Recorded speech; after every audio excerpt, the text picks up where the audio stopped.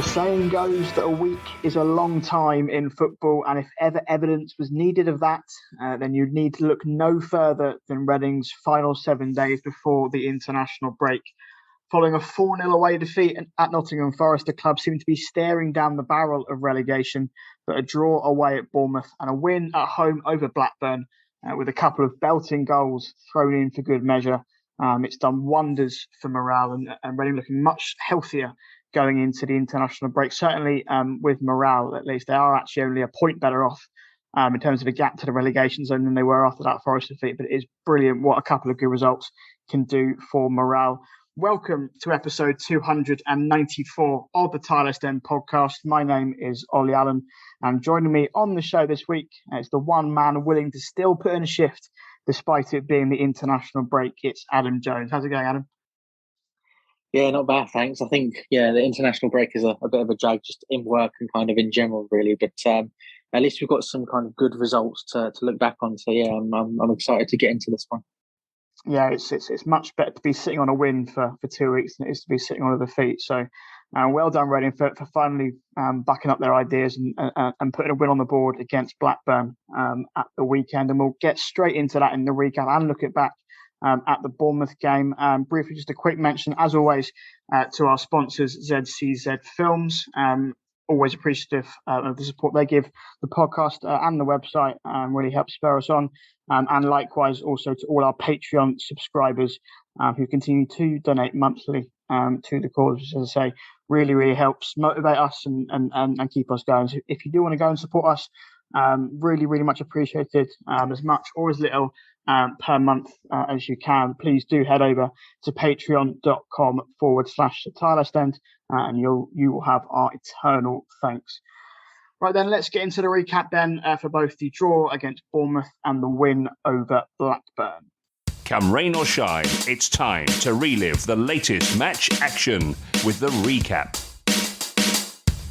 This podcast is sponsored by ZCZ Films, Reading's oldest ultras.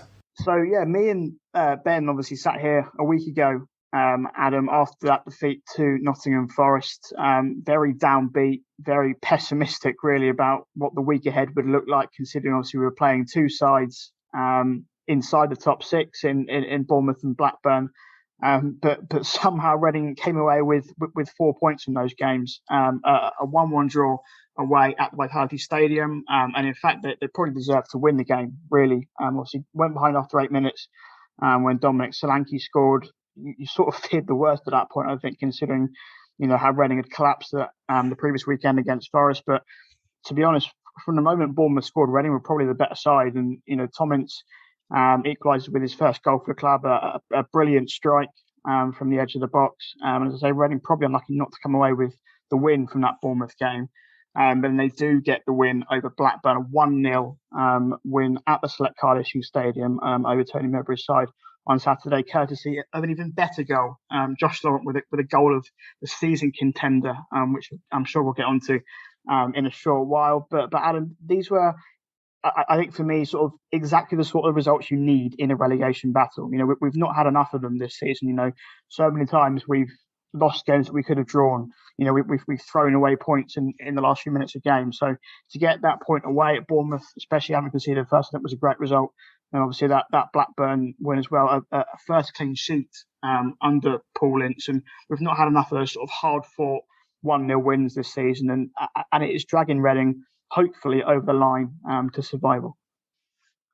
Yeah, absolutely. I mean, I feared the worst after the Forest game. I thought, I was saying to you just before we came on here that I thought that Forest were probably the poorest I've seen them all season, kind of in that first half when we were, it wasn't us, being good perhaps that we were only 1-0 down. It was the fact that, the home side were so poor. So coming into the Bournemouth game, I thought, it's going to be a very tough one. Judging by the predictions in the TT group chat, the 3-0s, the 4-0s, the 5-0s, I think that was kind of summed up the mood of the whole fan base, really. And when you go behind early, like we did, it was kind of the last thing that we needed, really. I thought that we were going to collapse at that point, but no, we fought back well. Especially after the goal as well. Right after the goal, we fought back reasonably well. As Paul Ince said after the match, he said, that we deserve to win all 3 points, and he's disappointed that we didn't win all 3 points. And I have to agree with him. I thought we were if we would have won it, then I think we just about shaded it. To be honest with you, especially in that second half, I thought it was absolutely kind of superb. Really, some of our play. I know that Danny Drinkwater comes in for a lot of stick. I thought he was great in the middle, kind of making those passes through.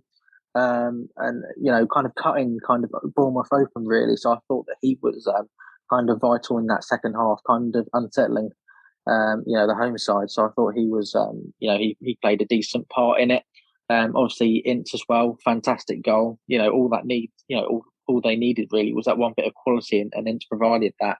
But yeah, fair play to Reading, because I thought it was a really good performance, and credit to Tom Holmes as well for coming back in that game and putting in a real shift. I thought every player there played their part, and Bournemouth were not fantastic on the night. I thought their fullbacks were especially disappointing. I think Zamora was a little bit sloppy.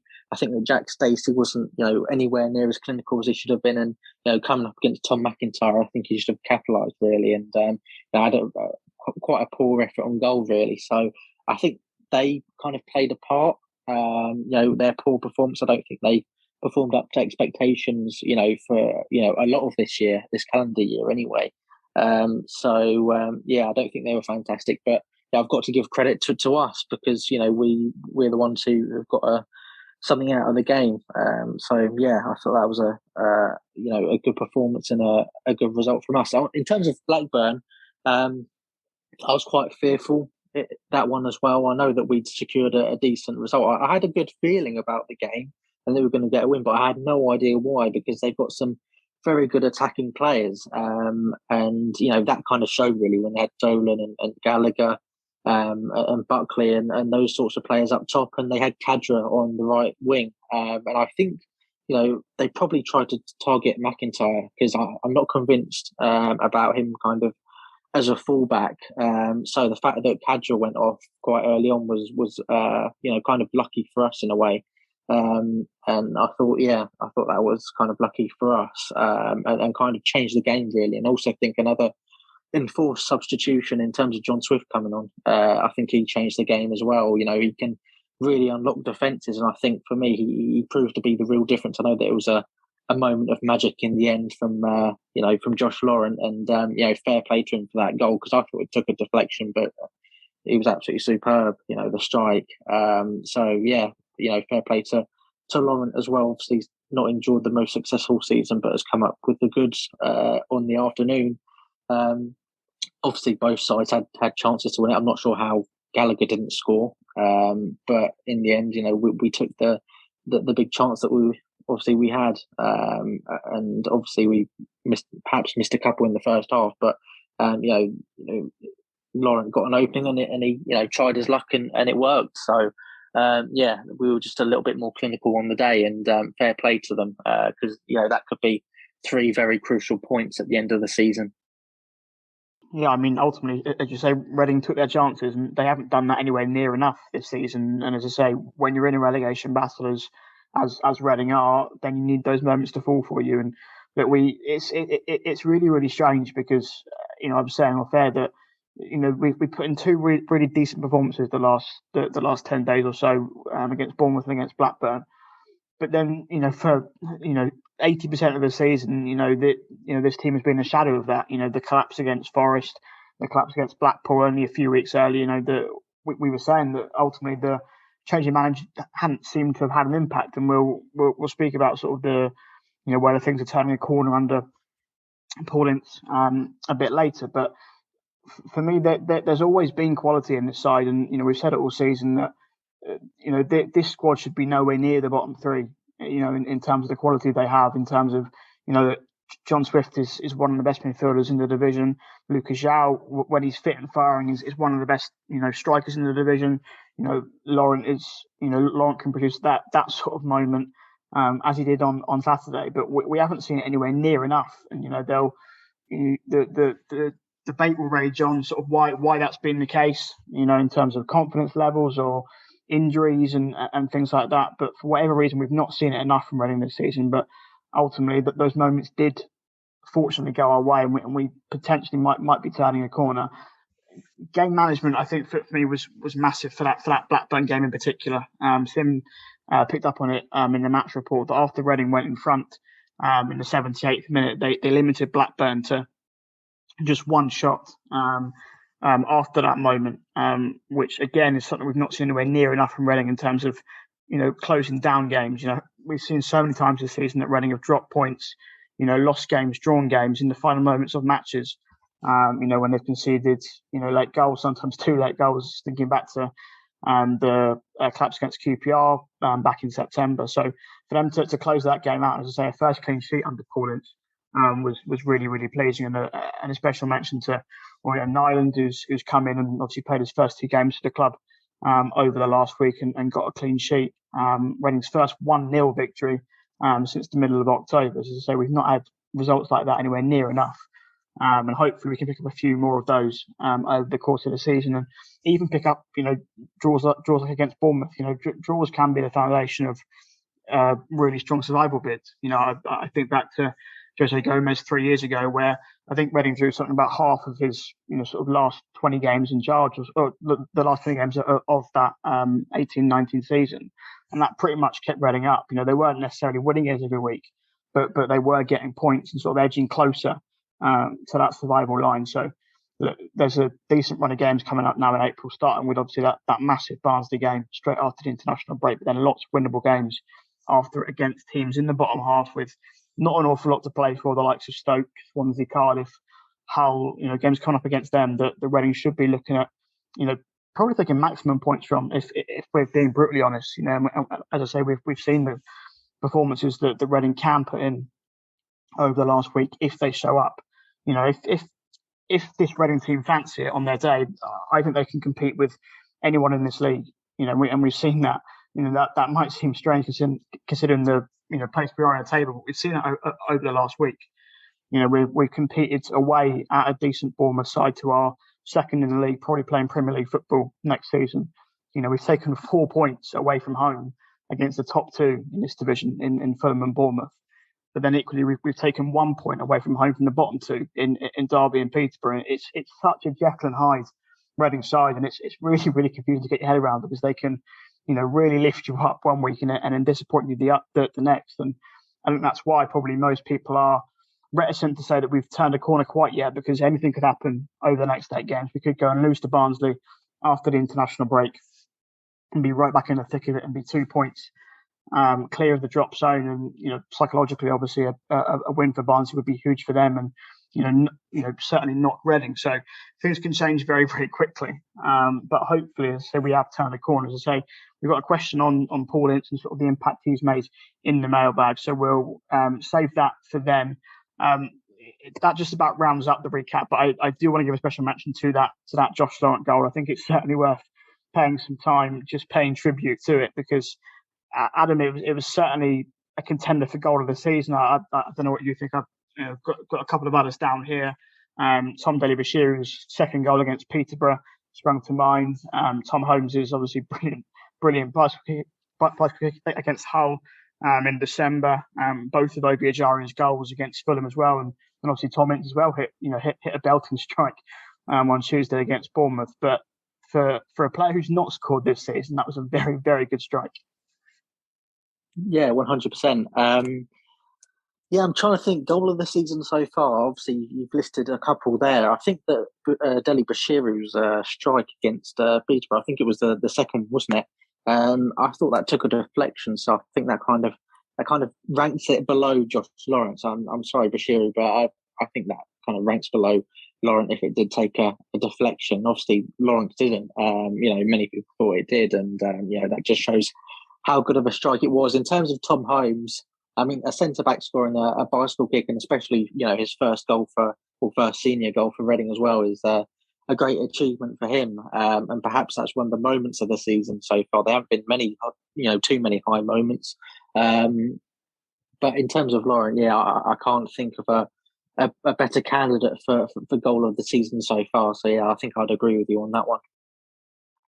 I think that's a very good way of summing up. Actually, I think in terms of moment of the season so far, that there probably aren't many better than that Tom Holmes goal. You say a centre back scoring a bicycle kick, and as you say, his first goal for the club, considering he's a supporter of the football club, come through the academy. There aren't really many better moments than that. But yeah, certainly, Lawrence's goal is right up there, considering the impact it had and the fact that it won Reading the game against Blackburn. It's definitely, I think, going to be a toss up between those two, and Laurent might just edge it. I think in terms of the context of the season, like it's always important to, it's always a shame when spectacular goals, are consolations, or they don't actually mean that much. But this was both a fantastic strike, but also vitally important because it gave Reading probably their biggest win of the season so far. I'd say, particularly considering, Blackburn are a top side. They're going for the playoffs. Obviously, they're going through a difficult patch at the moment. They were without Ben Brereton Diaz, and they are struggling in front of goal. But still, for Reading to come away and get 3 points, and them having lost at Ewood Park early in the season, and considering the predicament Reading, find themselves in, Derby and Barnsley have both dropped points in the early kickoffs. So for Reading to then go and put the pressure right on them now, they're 5 points ahead of Barnsley. Now just looking at the table, so Barnsley, so Reading, of course, in 21st on 33 points. Barnsley in 22nd on 28. Peterborough then won on Sunday against QPR. Great win for them. They're on 26 points, so 7 points behind Reading. And then Derby look as if they've got it all to do. Obviously, a bit of life from Derby a few weeks ago, but they seem to just be running out of steam. Now they're bottom of the league on 25 points. And they've also played a game more than Reading, Barnsley and Peterborough. So, yes, certainly that Reading-Barnsley game, which we'll get onto in the big match preview, is absolutely huge. Right, we're going to hear from Paul Ince now, and then we do have a question on Paul Ince and the impact he's had in the mailbag. So here is Paul Ince's thoughts on Reading's win over Blackburn. As I said, it was a tough game. Blackburn are going for the playoffs. And if you'd have said to me, Forest, Blackburn, Bournemouth, and we pick up 4 points under the circumstances that we're in, probably snatch your hand off. So to get what we did today and thoroughly deserve it. I think the only problem, if I'm being negative, is that we didn't take our chances in the first half, which could have made the game a little more easier for us. We've got to do that. We can't afford to miss up chances like that. But second half, we dug in. Got the 1 goal from Josh. And it was a 1 goal. Thing is, I think they're a bit gutting there because everyone was talking about Thomas's goal against Bournemouth. Now that's been surpassed by the 1 goal from Josh. So this we ain't got to about Thomas's goal at Bournemouth, and 1 goal from Josh. And defensively we were absolutely fantastic. I mean, the back five, Danny Drinks in there. I mean, they were awesome. We had to defend for our lives, and it's just nice to get a 1-0. It really is to keep a clean sheet and get a 1-0. We move on. Be loud and be proud and back the boys and make some noise. Come on, you R's!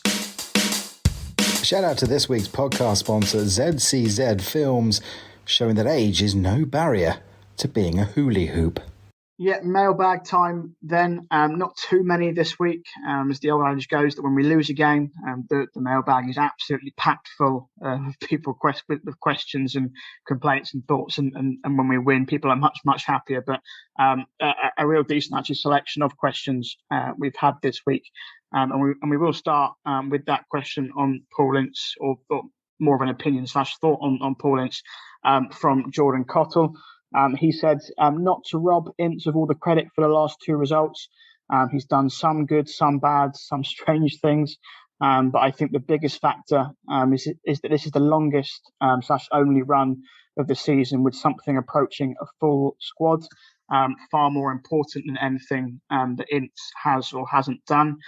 It's certainly worth considering, isn't it, Adam, that ultimately Paul Ince has the benefit of a squad that is much more senior than Veljko Paunovic had.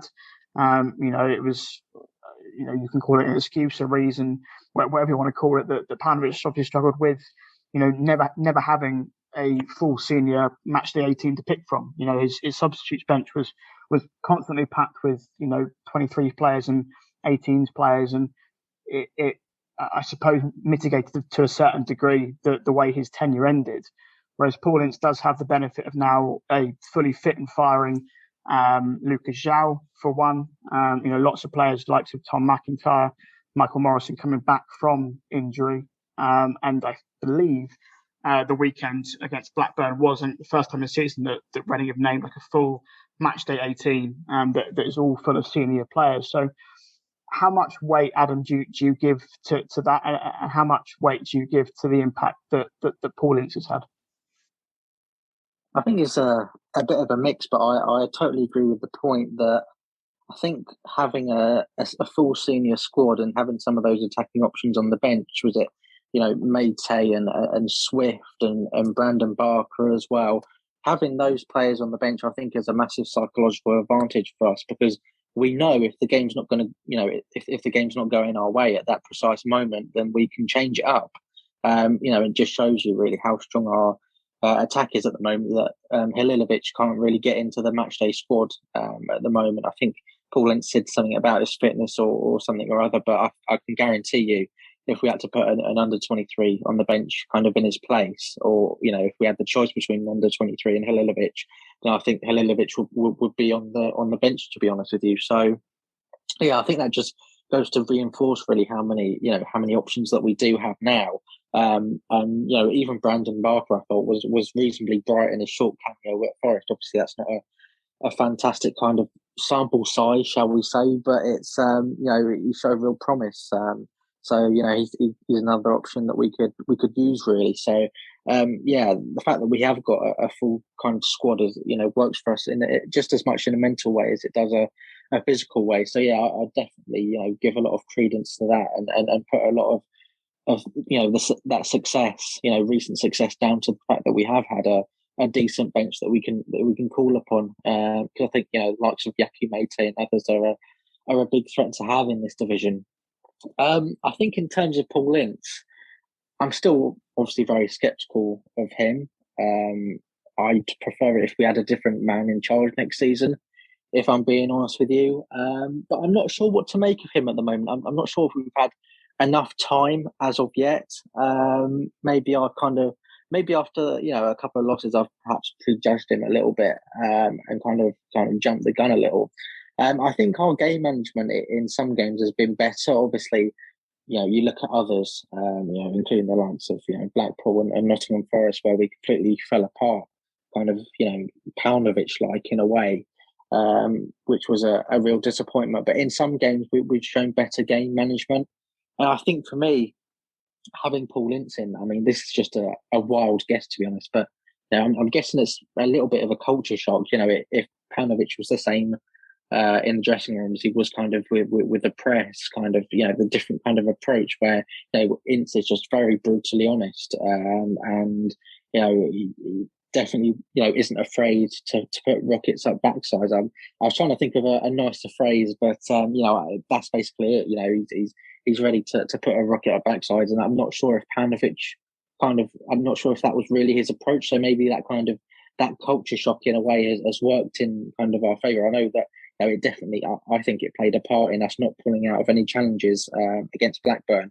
And there was one certain 50-50 loads of 50-50s in like a 30-second spell in the first half against Blackburn, and we were came out on top, and I was really impressed with that. So I think for me, having that kind of different managerial approach has worked slightly. I'm not sure if it's going to work for the long term. I think it will kind of run out of steam, but he's interim manager for a reason, really. So I think it's a bit too early to judge fully, but I say that the signs are mixed, and as Jordan said, it's he's done some good things, some bad things, and some bizarre things, really. So it's difficult to judge at this stage. Ask me in 3 or 4 weeks, or ask me at the end of the season how he's done, and I might be able to give you a proper verdict on that one. I think that's the thing, isn't it? That ultimately Paul Ince has been brought in with one remit, and that is to keep Reading in the Championship. If he succeeds in that, then ultimately he's done a good job. If he fails in that and Reading get relegated, then he goes down as the first man to take Reading into the third tier for over 20 years. So I think Paul Ince in general, I think is probably still masked a little bit by these preconceptions that people probably had And rightly so. With the fact he's not managed in 8 years, the fact that his son's here, he was so quickly appointed despite not being an internal hire. Who knows how he was brought to the football club, how long he's going to be here. So I think that people are still well within their rights to ask questions of Paul Ince, but I think the change was always going to be needed. But yes, certainly in terms of it's just great to have a fully fit squad again. There were times earlier in the season where Reading's sort of only real attacking option off the bench was Jamari Clark, and with as much respect to Jamari Clark, he's an 18-year-old. Yes, obviously came off the bench against Birmingham and got those 2 goals, but he was never going to be the go-to man, off the bench in every single game. But you look at the bench on Saturday against Blackburn. Junior Hoylett, Yaku Mate, John Swift all came off the bench. We had Tom Delibashir as well, and Brandon Bark. So to have those options on the bench, attacking wise, that can change a game if need be, is great to have. Next question comes from Lee Burgess, who says, how many points do you think Reading need to stay up this season? I think 37. So Reading currently on 33 points, as I mentioned earlier, 5 points clear ahead of Barnsley on 28. Historically, over the last 10 years or so, teams need between sort of 41. I think that's the lowest that teams needed is 41 points, and the most is 55, which was in 2012 to 13. But certainly over the last few years, it's been on the lower end of that spectrum. The average points needed to survive in the Championship over the last 10 years is 45. I think I'd be hesitant to agree with Lee there as well, probably, that it is going to be probably on the lower end of that scale when you consider Derby's points deductions. And, yes, Peterborough and Barnsley have had a few decent results over the last few weeks, but in general, they've been 2 of the worst sides, the Championship's ever seen, really. So I think the points needed to stay up this season, might even be the lowest that we've ever seen in the Championship, for those reasons. And Reading might not even need 40 points to stay up. As I say, usually you need around sort of 43, 44, 45, but I think Reading probably could do it with around 40 points. I think it's certainly doable for them this season. As I say, there's a run of games coming up in April against teams in the bottom half with nothing to play for that the Reading should be targeting maximum points from, really. As I say, Reading on 33 points at the moment. I'd probably say maybe 3 or 4 more wins will. I think 4 wins will certainly do it. I think 3 wins out of the next. I think how many games we've got left? 8 games left. I think if we win 3 of those 8 games, obviously it all hinges on the result really against Barnsley after the international break. If we win that, and the gap could then be 8 points between us and the bottom 3. That might be safety assured then, really. But certainly, I think Lee's roundabout right with 37. Adam, how many points, or sort of how many wins do Reading need to get themselves safe?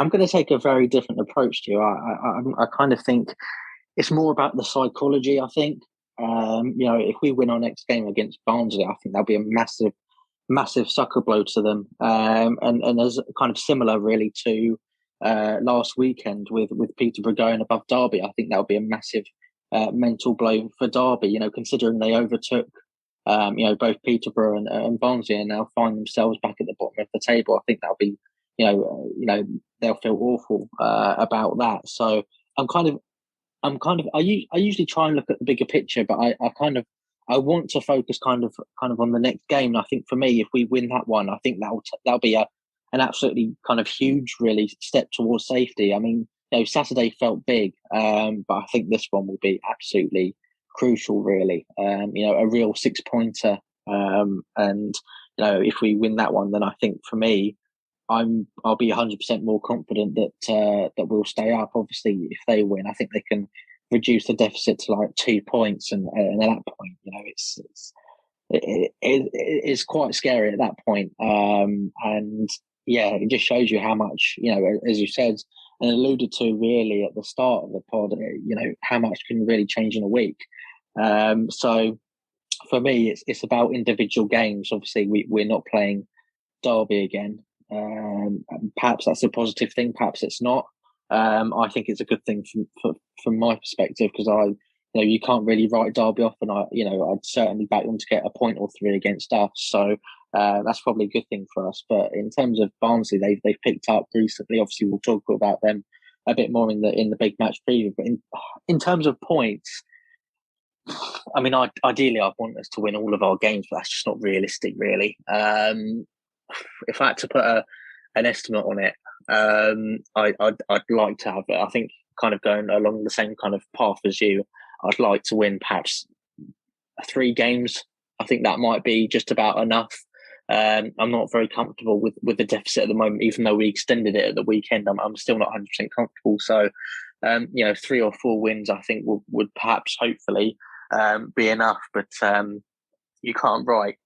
I don't think you can write any of the relegation battlers off at the moment. If you want to write one of them off, perhaps Peterborough, because of their running is quite difficult. But in terms of Derby, I mean, we've written them off before, and they've come back and given themselves a chance. And the fact that they're in the position they are now is a credit to them. And in terms of Barnsley, they look like a different side recently, and I know that Carlton Morris is perhaps going to be. I'm not sure if he returned at the weekend, but his injury, he sustained a week or two ago, isn't as bad as first feared. So he's going to be a massive player for them as well. Hopefully we can get 3 or 4 more wins, but whether we can get them on the board, it kind of remains to be seen. Yeah, and there are plenty of twists and turns in the relegation battle left. I don't think anyone predicted Peterborough to go to QPR and get a 3-1 win at the weekend. I think I'd written off Peterborough really from the relegation battle, and probably still doubt their credentials, to go all the way and to survive. But it's results like that, and I'm sure probably none of the other teams banked on Reading getting a win against Blackburn or a point against Bournemouth in the week. So there's going to be results that surprise people. But I think if Reading can win the games that they are, I say expected to win, but certainly the games that are more winnable against the teams, as I say, in the bottom half, they don't have much to play for. Then touch wood, then they will be safe. But yeah, the game against Barnsley is absolutely massive. And we've got one more question to go before we move on to previewing that game. Benjamin Vickers says, when is whatever is wrong with Nyland going to emerge? Picking up such an experienced and decent-looking international goalkeeper for free at this stage of the season just seems too good to be true. And yeah, I mentioned it briefly in the recap, Adam, that he obviously got a clean sheet against Blackburn, played very well, made a couple of decent saves. Reading's 4th goalkeeper of the season, Olly Allen. Is he finally the one that the Reading are going to stick with for the rest of the campaign? I'm hoping so. I think that, well, obviously we haven't had too many games to watch him in action, but the 2 that I've seen him in, he's been reasonably assured. I think in terms of the Bournemouth game, it was kind of refreshing, really, to see some decent distribution really from the goalkeeper. Obviously, Hein, in his very short spell here, did okay, but his distribution wasn't fantastic, really. It wasn't the greatest at all. So having Nyland there, who was pretty decent on the ball, was very good. And in terms of Blackburn, I think his shot stopping really came to the fore. Obviously, that's a save from Dak, and obviously Buckley as well. Obviously, I have to credit Drinkwater as well for that Buckley chance, because he could have easily dived in on that player. Just in the lead up to that chance for Buckley, but he stayed disciplined. Returning to Nyland, I think he's a very good. He's proving himself to be a very good goalkeeper and very reliable for us. That's all we need, really. I know that I think in recent years we've been far too reliant on some of our goalkeepers. I think even stretching back perhaps to Ali Al-Habsi, perhaps Federici, Martinez, even Raphael perhaps in the first season, to kind of make sure that we get a point or 3 out of games. I think we've been slightly perhaps too reliant. I'm not sure if Nyland needs to be that kind of person who wins us a point or 3, but he needs to be reliable. That's the first priority for us is being reliable and kind of minimising errors. So it remains to be seen how good of a signing he is, but in the early stages I think the signs are promising. Yeah, I saw QPR picked up Kieran Westwood last week after their goalkeeping injury crisis, and I sort of thought, well, that's the alternative really. And then I watched Kieran Westwood play on Sunday and thought, yeah, Reading definitely got the better goalkeeper in getting Olly Nyland. And as Benjamin said, it is a good deal at this stage of the season. You know, you're never going to get a world beater who's a free agent, during March. But ultimately, yeah, he's an experienced international goalkeeper. He's been called up to Norway this month. You know, he's got caps. He's played in the Premier League. He's played in big games. So, yeah, in terms of Reading wanting a goalkeeper, then Nyland certainly seems the best fit they could have got. As I say, he's been called up to Norway during the international break, and that will form part of our Newsbites, rounding up all the latest news around Reading Football Club. Keep up to date with all things Reading FC. Follow the Tilehurst End on Facebook and Twitter. This podcast is proudly sponsored by ZCZ Films. Remember, if you want to get involved in sponsoring the show, drop us an email to thetilehurstend@gmail.com. So I look over the results over the last week of Reading's respective teams first. The women are going through a bit of a sticky patch at the moment. They lost 2-0 to Man City last week. It's now 6 games in a row without a win in all competitions for Kelly Chambers' side. And they have had some tricky fixtures. They obviously were knocked out of the FA Cup by West Ham, but in terms of the WSL, I think all of their games, or sort of certainly 4 out of 5 games over the last couple of months have been against teams above them. So they've had a difficult run, but they are still 7th in the WSL table. And they travel to Aston Villa, who are in 10th on Saturday lunchtime. The under-23s, they lost 2-1 against Southampton on Sunday. Jamari Clark scored the only goal for them, and they are bottom of the Premier League 2 Division 2. I think they did win the game before that. I think they're level on points with Middlesbrough, I think, who are second bottom. Obviously no relegation in that division. So, but they don't play again until Friday, April the 1st. And they're at home against West Brom at the Select Car Leasing Stadium on that day. Better news for the under-18s. They won 3-1 against Birmingham this afternoon on Tuesday. And they are 9th in the under-18 Premier League. And they play Tottenham at Bearwood on April the 2nd. So the only team in action for Reading, obviously, over the next 2 weeks because of the internationals, are the women's team. So they are, as I say, playing Aston Villa away from home on Saturday. Speaking of the international break, a few call-ups just to mention. So hopefully these players don't get injured while they're away with their respective nations. Luke Southwood is once again away with Northern Ireland. They've got a couple of friendlies, so potential opportunity for him to make his senior international debut there. As I say, Olly Nyland's been called up to the Norway squad. Andy Eardom is again away with Ghana. Junior Hoylett is away with Canada. And also a special mention to Mamadi Kamara, who's earned his first call up to the senior Guinea-Bissau team. 18 years old, Mamadi Kamara, quite the rise really from sort of playing in Guinea-Bissau and then playing in Portugal a few years ago, and then obviously joining Reading. And he's impressed, I think, sort of with the first team cameos that he's had this season, and also been one of the standout performers for the 23. So a very well-deserved call-up to the Guinea-Bissau side, who Reading seem to have some bizarre connection with. We've got, I think, almost half of the Guinea-Bissau team have played for Reading, when you look at some players like Joe Mendes and Pele as well. So that link continues with Mamadi Kamara, hopefully making his debut for them this month. Also, one other bit of news. There was final confirmation of this very exciting 150th anniversary match between Steve Coppell's 2006 promotion winning side and Brian McDermott's 2012 promotion winning side. That's taking place at the Select Car Leasing Stadium on Saturday, 21st of May, 3 p.m. kickoff. Tickets are on sale now, but only 2 of the 4 stands are open at the Select Car Leasing Stadium, which I found a bit strange. I mean, I presume there are reasons for it, maybe in terms of stewarding and stuff and costs and stuff like that. But I'd have thought for a game like that, you want all 4 stands at a Select Car Leasing Stadium packed out. So, but I'm sure it'll be a great day regardless. And I'm thoroughly looking forward to it, and it should be a very, very exciting day. The teams haven't been confirmed yet, but hopefully we see as many of those promotion-winning legends as possible. It will certainly be, as I say, a great occasion. So certainly one to put in your diary. 21st of May, 3 p.m. That Legends game between Steve Coppell's team and Brian McDermott's team. Right, let's look ahead to the big match in the Championship then. After the international break, no game this weekend because of the internationals, but then Reading travel to Barnsley on April the 1st. We'll look ahead to that now in the big match preview.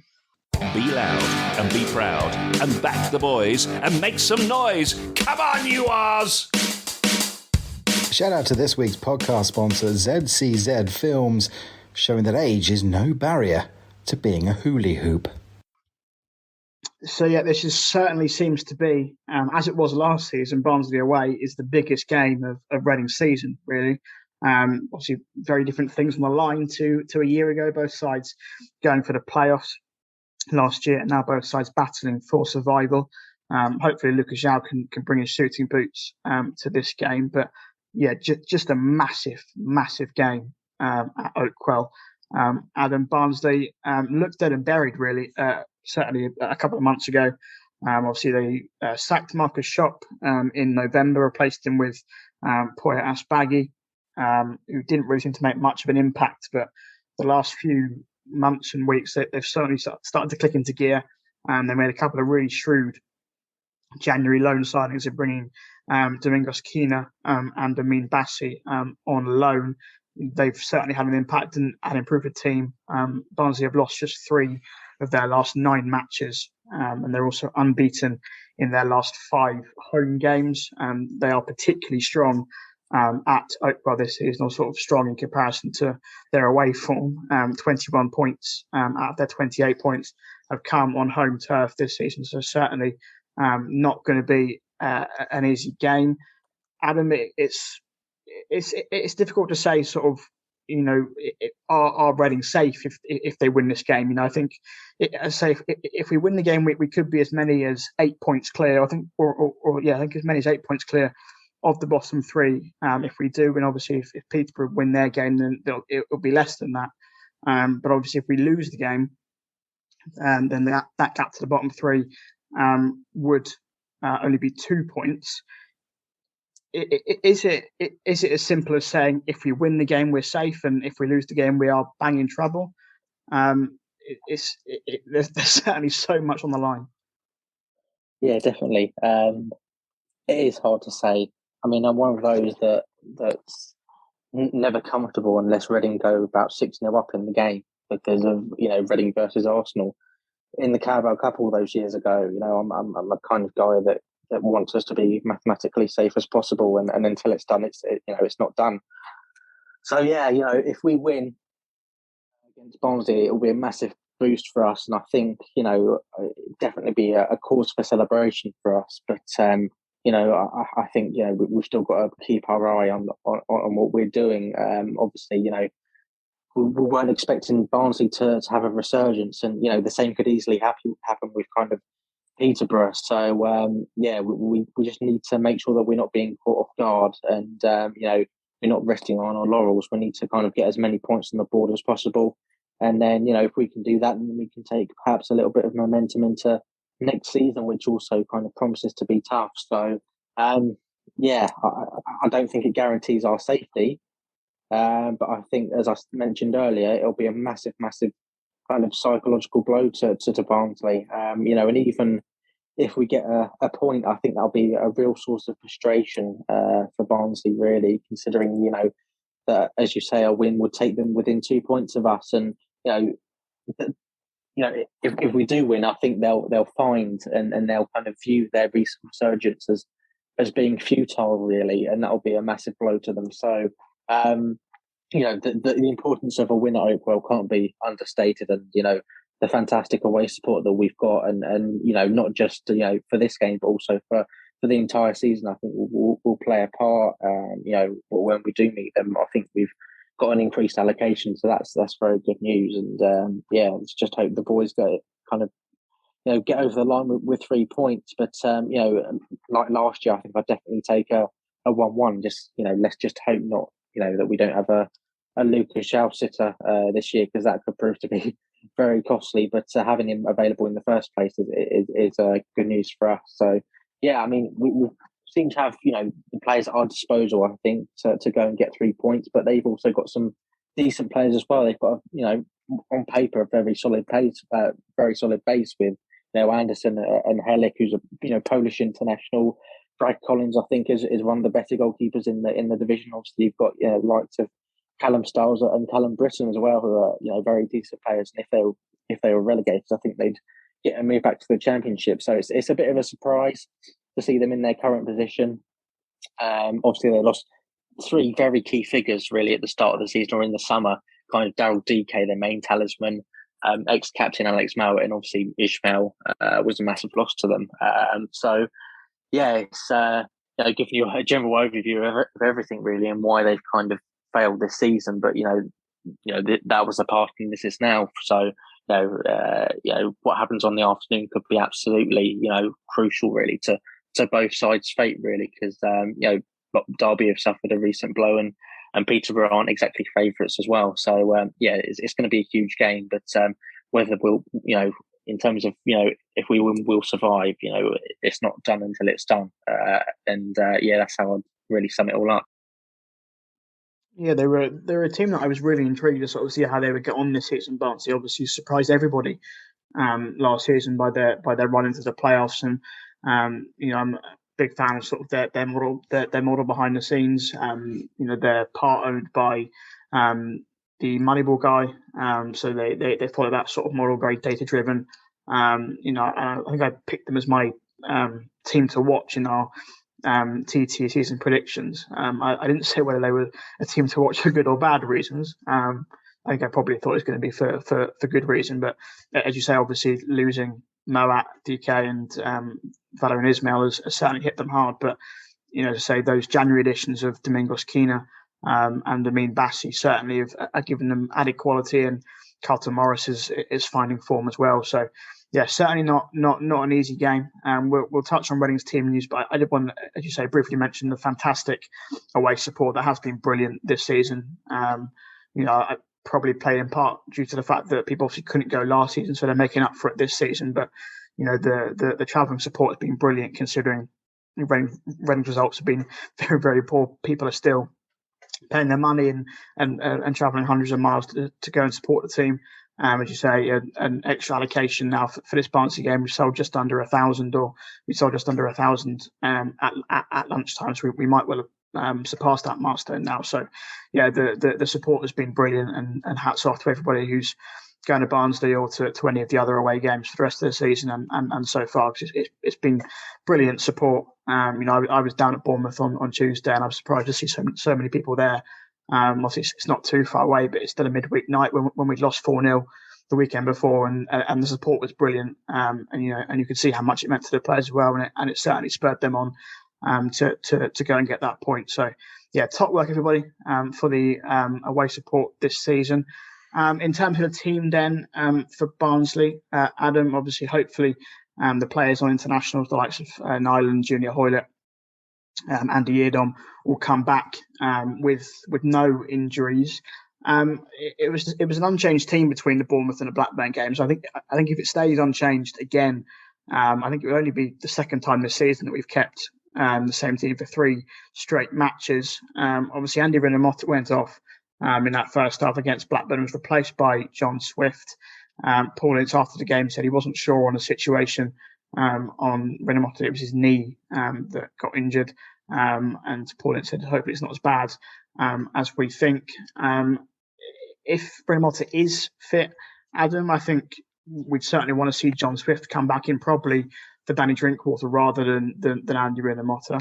Yaku Mate, as we mentioned as well, still is getting limited game time. Obviously, hopefully, 2 weeks break might sort of put him in the frame to start against Barnsley. But as we were saying earlier, it's just great to have all his options again. There was a time earlier in the season where the starting lineup would pretty much pick itself, not for good reason, because Reading were winning games, but because there wasn't really anybody else that Vakopanovic could call upon. But now Paul Ince has several options at his disposal. Would you make any changes to that starting lineup from the Blackburn game for the Barnsley game? Well, goalkeeper stays the same, 100%. I think he's been, as I said earlier, very good. Whilst Baba Rahman's been out, I've wanted us to switch to a back five, perhaps have Andy Yiadom at left wing back, or perhaps even Tom Ince at left wing back. One, either side, because I think Tom Ince has played as a wing back under Michael O'Neill at Stoke this season. I think, having Tom McIntyre at left back is a bit of a weakness, to be honest. I mean, there was very mixed reviews about his performance. I think he lacks a yard of pace, really, to be a left back, kind of, really. So I would have put him kind of left centre back, maybe, or kind of in the middle in a back five.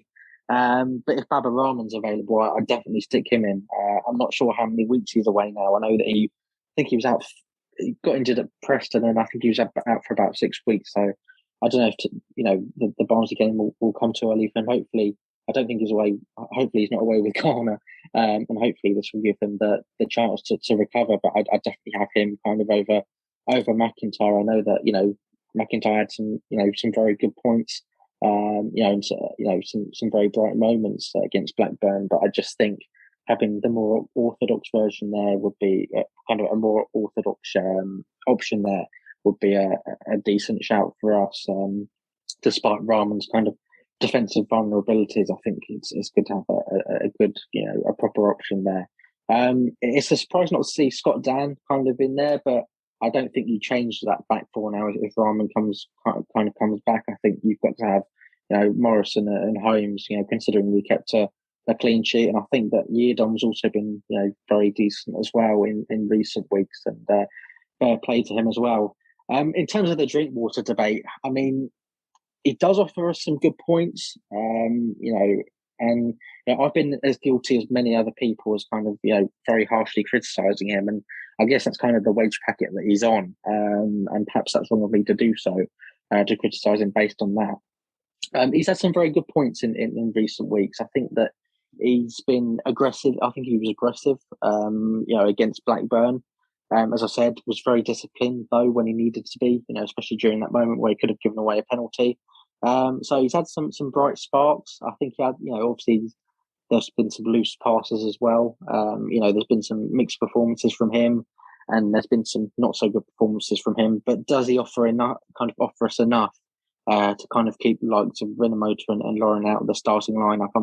I'm not 100% sure, if I'm honest with you. I think I'd prefer perhaps having Swift instead of Laurent, perhaps in a more advanced position. I'd have Laurent and Rinomhota, and if Swift isn't fit, then have a Jaria kind of in the middle. But Swift should be completely fine.